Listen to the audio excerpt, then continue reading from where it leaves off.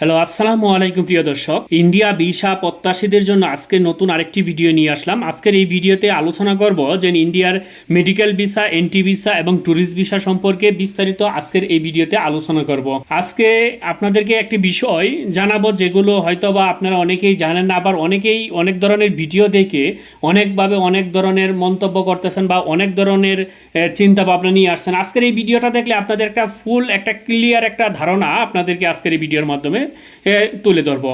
আমরা জানি ইতিমধ্যে যে ভারত যে ভিসা নীতি যে প্রণয়ন করেছে, যে নিরাপত্তাজনিত ইস্যু দাঁড় করার কারণে কিন্তু ভিসাগুলো বর্তমানে শিথিল অবস্থায় আছে। অনেকেই বলে যে ভিসা, যে মেডিকেল ভিসাগুলো ওপেন আছে, এন্ট্রি ভিসাগুলো ওপেন আছে।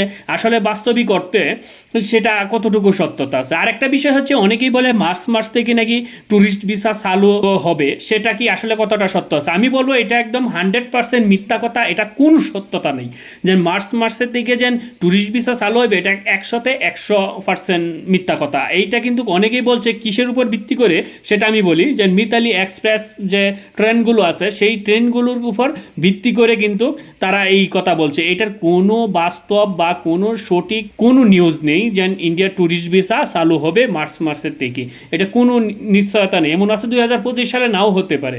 ভাই, আরেকটা বিষয় হচ্ছে যে মেডিকেল ভিসা চালু আছে, এন্ট্রি ভিসা চালু আছে, আবার তীর্থ ভিসা চালু আছে। তীর্থ ভিসার বিষয়টা বাদ দেই, আগে আমরা মেডিকেল ভিসার বিষয়টা আলোচনা করি। মেডিকেল ভিসাটা হচ্ছে যে অ্যাপার্টমেন্ট পাওয়া যাচ্ছে, সেটা আসলে কীরকম পাওয়া যাচ্ছে, এবং এন্ট্রি ভিসারও পাওয়া যাচ্ছে। এটা একদম সীমিত পাওয়া যাচ্ছে। যেগুলো আসলে এইগুলা বলা হয় কি, যে ভিসা বলতে না দিয়ে এসছে ভালো, এরকম একটি পরিস্থিতি হয়েছে। আর সেই মেডিকেল ভিসা এবং এন্ট্রি ভিসাগুলো, এইগুলো কিন্তু বাংলাদেশ থেকে যারা আবেদন করতেছেন, সাধারণ যে যাত্রীগুলো আছেন, তারা কিন্তু পাচ্ছেন না। এটা কারা পাচ্ছেন? এইগুলো কিন্তু একটা দালাল চক্ররা কিন্তু পাচ্ছে। কীরকম দালাল চক্ররা পাচ্ছে? এটা কন্ট্রাক্টের মাধ্যমে বেশিরভাগ এই স্লটগুলো নিয়ে নিচ্ছে এবং ভারতে বসেই কিন্তু এইগুলা কাজ করতেছে। এখন বলতে পারেন যে আসলে যে মেডিকেল ভিসা, আমরা তো জানছি যে মেডিকেল ভিসা অনেক ভিসা পাচ্ছে। আপনাদেরকে একটি কথা বলি, যে মেডিকেল ভিসা যে পাচ্ছে, কয়জনের স্লট পাচ্ছে সেটা কি আপনার হিসাব করছে না? এর আগে প্রায় 1 লাখের মতন যদি আবেদন হয়ে যেত, সেখান থেকে দেখা গেছে 1000, 2000, 3000 স্লট পাচ্ছে। আর সেই তুলনায় এখন স্লট পাচ্ছে কি 5টা, 10টা বা 20টা, 25টা, 30টা কিন্তু এর আগে ছিল। এই সপ্তাহে কিন্তু এইরকম নয় 30টা। তার ভিতরেও আবার এই 3 দিন, 4 দিন, 5 দিন বন্ধই থাকে, 2 দিন 3 দিন স্লট দিচ্ছে, এরকম অবস্থা হচ্ছে। আর তীর্থ ভিসাটা কি? এখন আরেকটা বিষয় হচ্ছে, তীর্থ ভিসাটা হচ্ছে, এই ভিসাটা কিন্তু চালু আছে। এটা হচ্ছে আপনার মন্দির ভিত্তিক এই তীর্থ ভিসাগুলো খারাপ হইবে।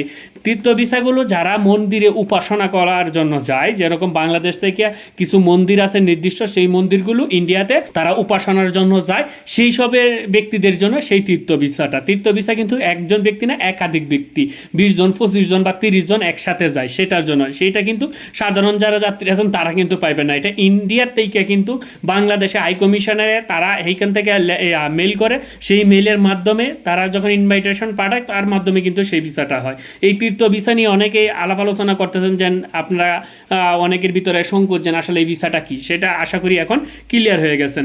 আর আমরা অনেকেই আছি যেন ভারত নিয়ে যে সমালোচনা করি, বড় ধরনের এফেক্ট কিন্তু এই ভিসার উপরে পড়ছে। কারণ অনেকেই যে ভারত নিয়ে সমালোচনা বা উত্তেজনামূলক কথা বলা হয়, সেই এফেক্টটা কিন্তু এই যে যারা ভারত মেডিকেল ভিসা প্রত্যাশী ভাই বোনেরা আছেন তাদের উপর পড়তেছে। তারা কিন্তু একটা ভিসার জন্য অনেক চেষ্টা করতেছেন, অনেক চেষ্টা। কারণ ভাই, এই বিষয়টা হচ্ছে যাদের কষ্ট সেই বুঝে, যার ব্যথা সেই বুঝবে যে সেই ব্যথার যন্ত্রণাটা কতটুকু, এছাড়া কিন্তু বুঝবে না।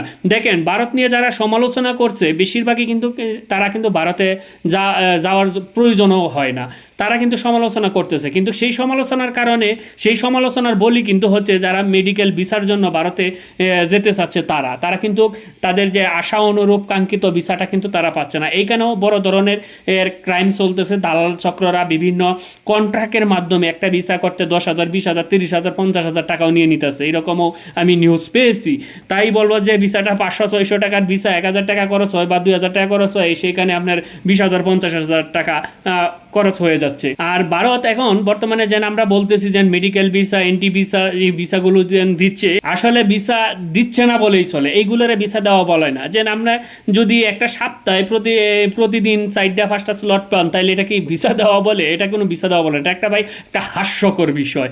আর তারা অজুহাত দিচ্ছে, বিভিন্ন অজুহাত দিচ্ছে, যেরকম সার্ভার জাম হয়ে যাচ্ছে, নিরাপত্তাজনিত কারণে। এর আগে বলছে নিরাপত্তাজনিত কারণে আমরা ভিসাগুলো বন্ধ করে দিচ্ছি, এখন বলতেছে যে সার্ভার জাম হয়ে গেছে, সার্ভার ডাউন হয়ে যাচ্ছে। একটা বিষয় আপনি খেয়াল করেন যে এর আগে যখন 1 লাখ ভিসা ইস্যু হইতো মাসে, তখনও সার্ভার জাম হইতো না।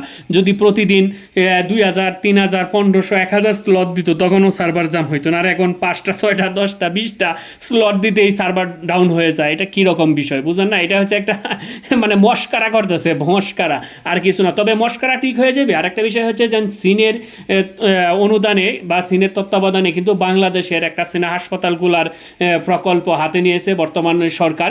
সেটা যদি যখন বাস্তবায়ন হবে, তাহলে অবশ্যই আশা করা যায় যে বাংলাদেশেও সেই উন্নত চিকিৎসাটা পাওয়া যায়। আমাদের দেশ স্বাধীনতার পরতেই চিকিৎসা কার্ডটা কিন্তু সেই রকমভাবে সাজানো হচ্ছে না। এটা হচ্ছে আমাদের বড় একটা অবক্ষয়। সেটা দিকে যদি সরকার, গভর্নমেন্ট নজর দেয় যে আমাদের চিকিৎসা কার্ডটাও একটু উন্নত করা যায়, তাহলে কিন্তু আমরা এই পরনির্ভরশীল হওয়ার আর কোনোই মানে আসে না। আমরা নিজেদের দেশে থেকে আমরা নিজেরা উন্নত চিকিৎসা পাইলে সেটা আমাদের দেশের টাকা আমাদের দেশেও রইল, আমাদের সময় এবং অর্থ দুটোটাই সঞ্চয় হইল। যাই হোক প্রিয় দর্শক, আশা করি বুঝতে পারছেন যে আজকের ভিডিওতে যে আসলে যে আমরা যারা আছি ভিসা প্রত্যাশী, তাদের একটা ক্লিয়ার একটা ধারণা পেয়েছেন।